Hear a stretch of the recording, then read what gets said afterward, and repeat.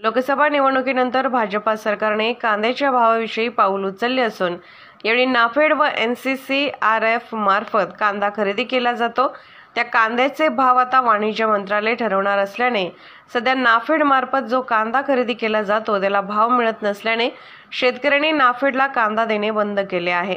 वाणिज्य मंत्रालयामार्फत जो भाव ठरला आहे तो आठवड्यातून एकदा भाव ठरवला जाणार असल्याने शेतकऱ्यांमध्ये नाराजीचा सूर दिसून येत आहे। नाफेडने कांद्याला 4,000 रुपये भाव द्यावा अशी मागणी आता महाराष्ट्र राज्य कांदा उत्पादक शेतकरी संघटनेचे अध्यक्ष भारत दिघोळे यांनी केली आहे।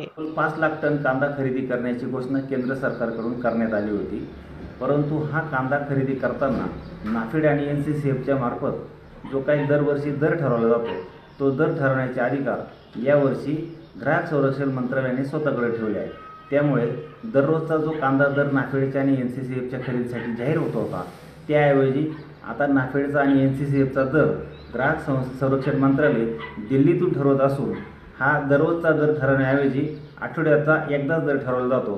त्यामुळे शेतकऱ्यांना आज बाजार समित्यात मिळणाऱ्या कांद्याच्या दरापेक्षाही नाफेड NCCFचा दर कमी आहे। शेतकऱ्यांचा या सरकारच्या कृतीला पूर्ण विरोध असून शेतकऱ्यांकडून नाफेडला कांदा देणं बंद करण्यात आलं आहे।